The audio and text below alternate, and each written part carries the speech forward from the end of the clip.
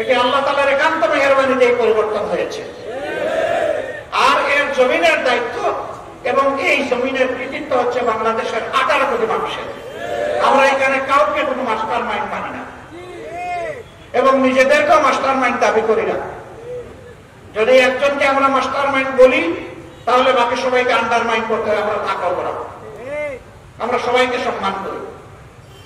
10 মাসের শিশু তুলে নিয়ে যে মা উত্তরার রাস্তায় সেদিন নেমে পড়েছিলেন, তাকে থেকে শুরু করে 82 বছরের বৃদ্ধ পর্যন্ত রাস্তায় এসে যারা প্রতিবাদ করেছেন, এই লড়াইকে জোরদার করেছেন, ফ্যাসিবাদের পতন নিশ্চিত করেছেন, আমরা মনে করি তারা সকলেই মাস্টার নয়।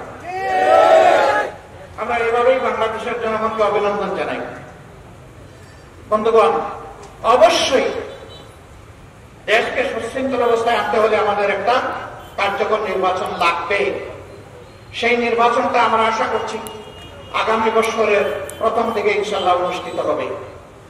কিন্তু সেই নির্বাচনটা কেমন চাই?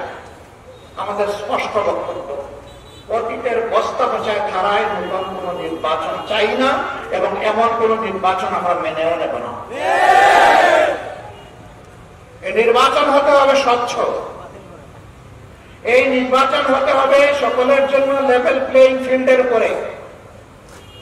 সমতল মাঠ নিশ্চিত করতে হবে, প্রশাসনকে নিরপেক্ষ করতে হবে, কোন মাস্তানতন্ত্র চলবে না, কালো টাকার খেলা মানব না। এগুলো নিশ্চিত করে আগামী বছরের প্রথম অংশে নির্বাচন দিতে হবে।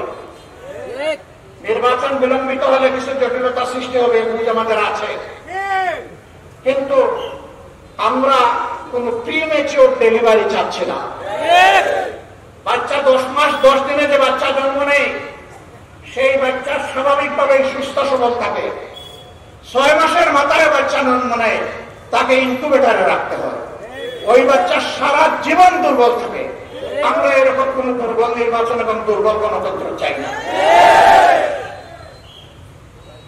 আমরা গণতন্ত্র এবং নির্বাচনকে তার মজবুত পিলারের উপর দেখতে চাই। আমরা সংস্কারের কথা বলেছি, অবশ্যই সংস্কার করতে হবে। আমরা স্থানীয় সরকার নির্বাচনের কথা বলেছি দুর্ভোগ কমানোর জন্য। এটা একটা নির্বাচন। বহু জায়গায় এখন স্থানীয় সরকারের কোন প্রতিনিধি নাই, জনগণের সাফারিং হচ্ছে। কিসের রাজনীতি? জনগণকে আমি সাফারিং এর মধ্যে রেখে দেবো? এই জন্য আমরা বলেছি যে আগে স্থানীয় সরকার নির্বাচন দিয়ে জনগণের সাফারিংটা দূর করে। আমরা প্রবাসীদের ভোটাধিকার চেয়েছি। এই আন্দোলন, এই বিপ্লবের অভ্যুত্থান আমরা একা করে নাই। আমাদের প্রবাসীরা সমান কৃতিত্বের দাবিদার। তাদের ভোটাধিকার কেন থাকবে না? তাদের ভোটাধিকার অবশ্যই নিশ্চিত করতে হবে।